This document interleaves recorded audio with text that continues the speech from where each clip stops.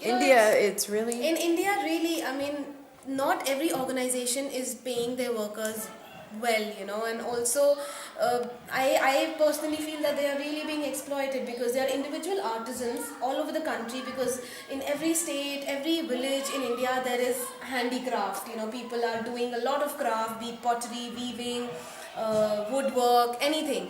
So they are, and also there is this whole middleman sort of concept, where people are actually buying from these artisans and then selling it to big stores, or say I'll open a store and start selling these things. So but you don't really know what's happening behind, because they are buying these things at a very very less price from the workers, from the artisans, and then selling them at say 5 times 10 times the prices.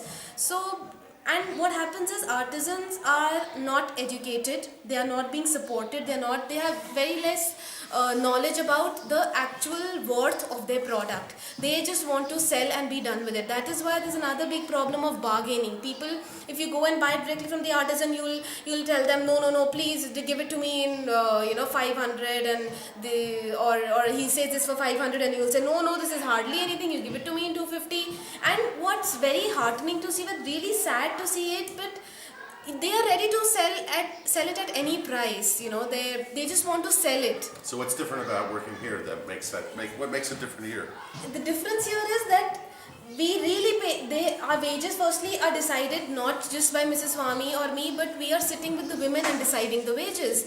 All of them, like especially the group leaders, we all get them together. If I'm making a new product, say I'm making this bag, so I've done the sampling, and then we get all of them to sit together and just ask her, like, what do you think we should pay minimum for this? So say I have an idea of saying we'll pay them 50 rupees for making this little bag. So it'll be like, no, it takes a little more time, so maybe we should pay them more. Or if I'll say we'll give 100 rupees, they'll say no, there is no need to pay 100 rupees. It will be done in this much time, so 80 rupees is sufficient for this. So it's the people that are doing the work. They are themselves actually deciding what is to be paid for a certain product. And how many hours they've put into it. Yes, it depends on how many hours they have put into it. So we see, like right now Radha, just this girl who was talking, she's sampling a quilted jacket, which is really taking a lot of time. So I'm seeing her do that, and she's like, it is taking time. So we're keeping a record of how many hours are going into it and everything. Also, and the raw material cost. And the raw material cost and everything, because all that costing is definitely done by us, but the wages part is decided with all the women. We have never alone decided on a wage till now. Which is different in a because village I feel handicraft. very criminal, you just assume that 50 rupees is enough for that thing, but the person who is actually making it, he or she knows that doing this zip is difficult, turning it inside out and doing a certain triangle is difficult, cutting it is difficult. So we have to have a dialogue with them before deciding any of the wages, especially in cases of bulk orders. Right.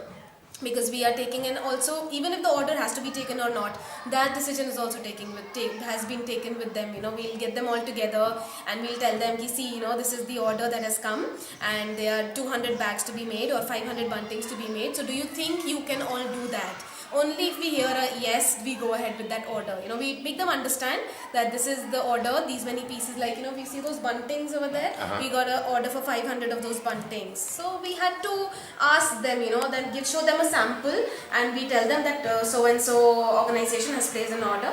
Would you like to do it? You will be paid this much, hopefully, before the sampling. So we'll say we'll earn this much, and the whole order costs, say 2 lakhs or 5 lakhs or this much. So should we go for it? And this is the deadline, because timing is really very important. So they have to say whether they want to do it in the time period. Absolutely. So we tell them, look, we have 3 months, we have 2 months, or whatever time frame we have. Are you ready to do it? Do we think we can take the challenge?